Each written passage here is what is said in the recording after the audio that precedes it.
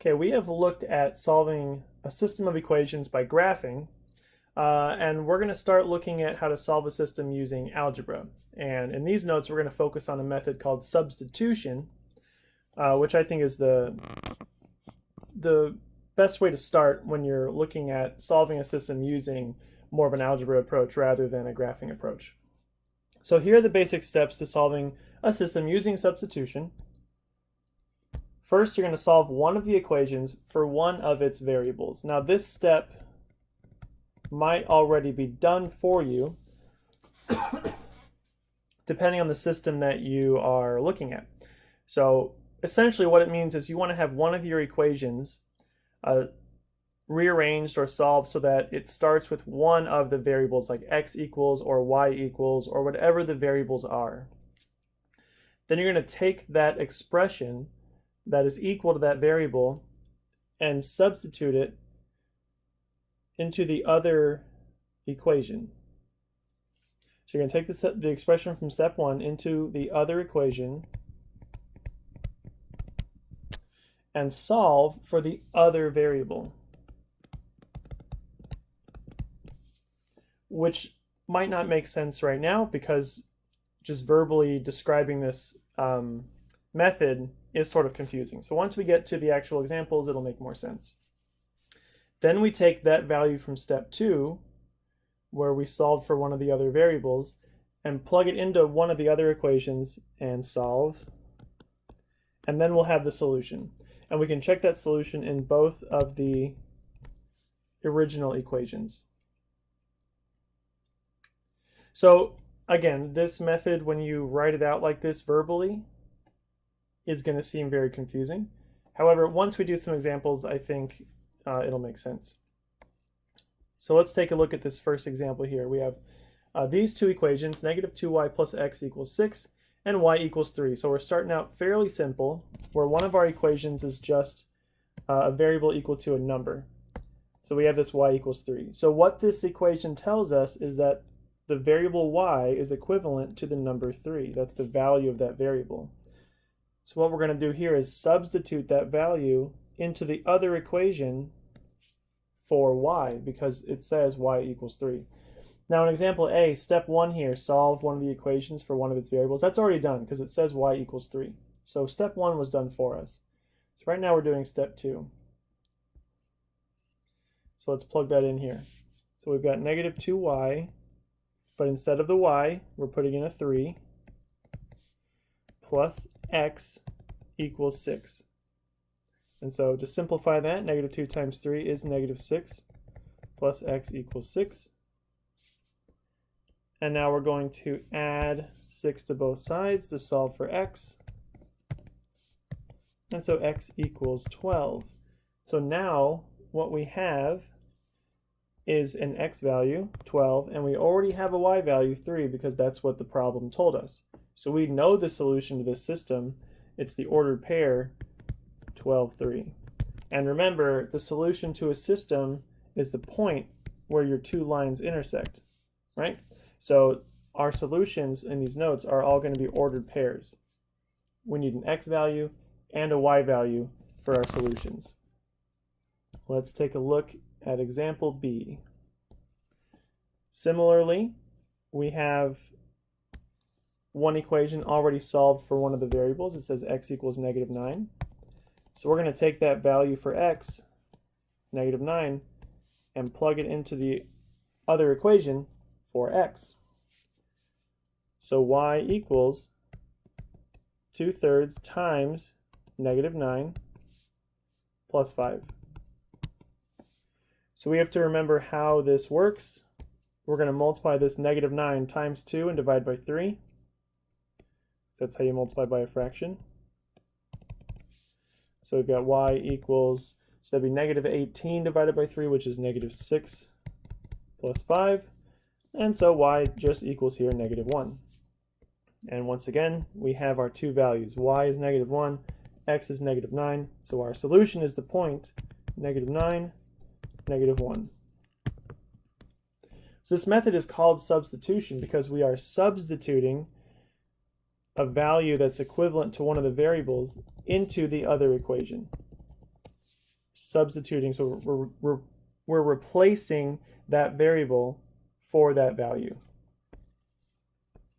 Okay, let's look at a little more complicated example. So those two examples, the first equation was already solved for one of the variables, and that was just a number. So we were given x equals 3, or y equals 3, x equals -9, right? We had a number already. But here's what happens if we have an expression. Now this is already solved for y still. Y equals -2x plus 3. Not just a number, but an entire expression. That's okay. We're going to take that expression and substitute it into the other equation for y, because it says y equals -2x plus 3. So we can replace that y in the other equation with that entire expression, -2x plus 3. So we're plugging that whole thing in for y because we know it is equivalent to y. It means that it's the same value as y. So we can replace y with that. So equals -7. And now we can just distribute here. So this -4 to both of those. So we've got -3x plus 8x minus 12 equals -7. So we're just now simplifying and solving, and we're going to get a value for x. So these get added together. We get -3x plus 8x, that's 5x, minus 12 equals -7. This is where all that practice solving equations comes in handy. Add 12, so 5x equals 5, -7 plus 12 is 5. And finally we'll divide by 5, and x equals 1. Okay, however, we still need y.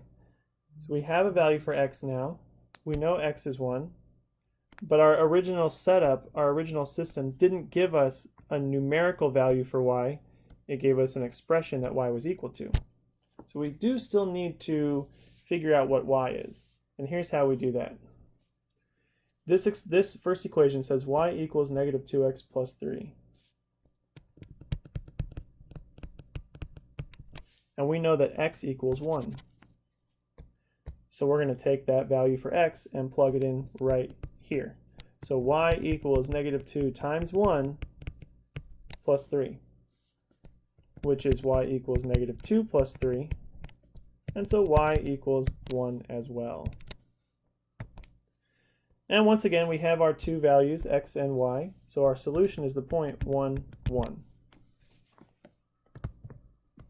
Now that last step in our list says to check the solution in both of the original equations. And what that means to do here, what that means for us, is to plug in those values that we get for x and y, in this case 1, 1, into both of those equations just to see if it makes sense. And you can just do that mentally. Plugging in 1 here for x gives us -2 plus 3, which equals 1. That's how we got this one. And if you do it in the second equation, 1 here and 1 here, so -3 minus 4 is -7, so it does work out. So you can just mentally check those values by plugging them in to the original equations, checking them, and making sure that it does make the equation true. Let's look at example D. So in this example, we've got y equals x minus 3 and y equals -2x plus 12. It's a little bit of a unique example, but the method works the same way. This first equation says y equals x minus 3, so we have an expression equivalent to y. Now the other equation also says y equals, but that's okay. We're just going to take this first expression and plug it into the other equation for y. So now we've got x minus 3 equals -2x plus 12. So all this means is it's just going to be an equation with your x variable on both sides when you're solving, which that's okay. So we'll add 2x to both sides. We know how to solve this. So 3x minus 3 equals 12. Add 3 to both sides. So 3x equals 15. Divide by 3, and x equals 5. So there's our first value here for x. Now to find y, we're just going to pick one of those two original equations, but that first one looks a lot easier. We know that y is equal to x minus 3, and if x is 5, we're going to plug that in for x right here. So y equals 5 minus 3, so y equals 2. And that's our solution, the point 5, 2.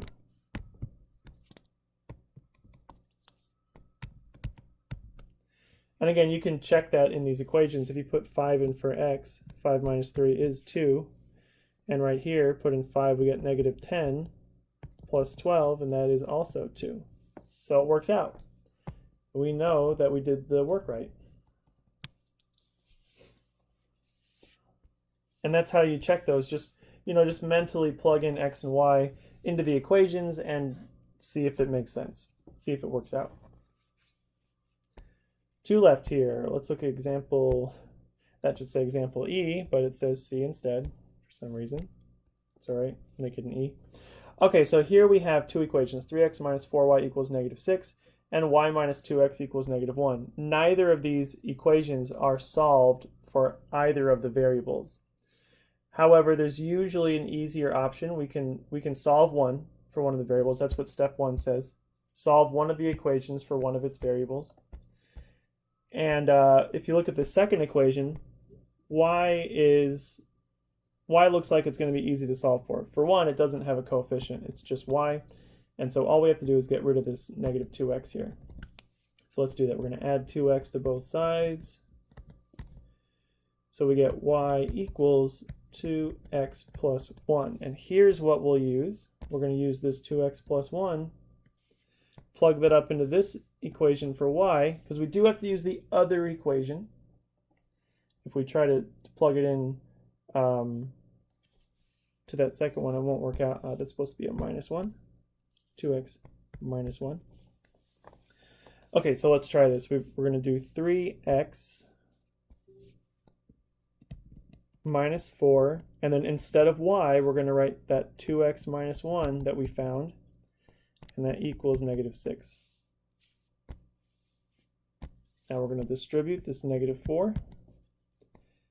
So 3x minus 8x plus 4, watch out for the negatives, equals negative 6. We can combine some like terms here. So that's a negative 5x plus 4 equals negative 6. Keep solving, right? Subtract 4. Negative 5x equals negative 10. Divide by negative 5. And x equals 2. So there's half of our answer. And now we'll just use this equation that we solved for, just because it's already set up as y equals. So we've got y equals 2x minus 1. And we know that x is equal to 2. So we're going to substitute that 2 in right here. So y equals 2 times 2 minus 1, which is just y equals 4 minus 1. 2 times 2 is 4. And so y equals 3. And there's our solution, the point 2, 3. And then if you try that, if you plug that in, 2 times 3 is 6. 4 times 3 is 12. 6 minus 12 is negative 6. That one worked out. And we know that the second one works out because we just did that to get 3 here. So we know that it's correct. 2 times 2 is 4. 4 minus 1 is 3. So that works. So we can be pretty sure we did that correctly. Okay, so we're solve for one of the variables right here, y equals. Substitute that expression into the other equation for that same variable. Solve for the other variable, right? So we solve for y first, but then we use that expression to find x. X equals 2. And then we have to substitute that value back into the other equation to get our other variable, y equals 3. So that's why this method is called substitution, because there's a lot of substitution. All right, one more. Because we've been solving for y a lot, let's solve for x on this one. Now this second equation looks like it's going to be a little too complicated to solve for x. because we'll have to divide by 5, and 2 doesn't divide by 5, so let's not do that one. Let's use this first one, x plus y equals 7,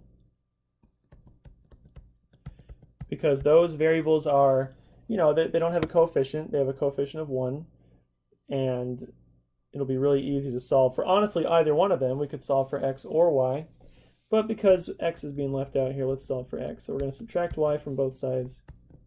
So x equals negative y plus 7. Or if you like, because it doesn't really matter, you could do 7 minus y. That seems a little easier to write, 7 minus y. Either way is going to work fine. As long as your 7's positive and your y's negative, it doesn't really matter.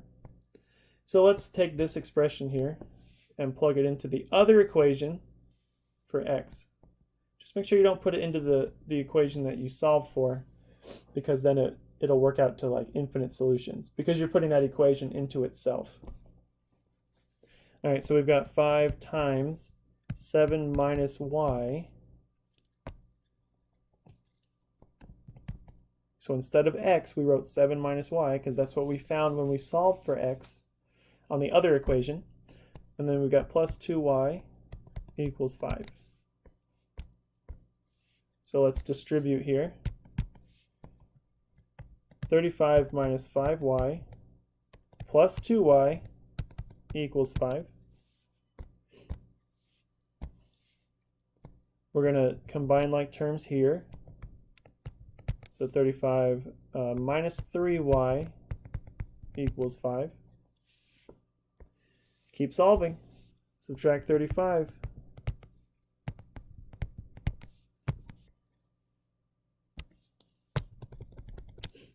So we've got negative 3y equals negative 30.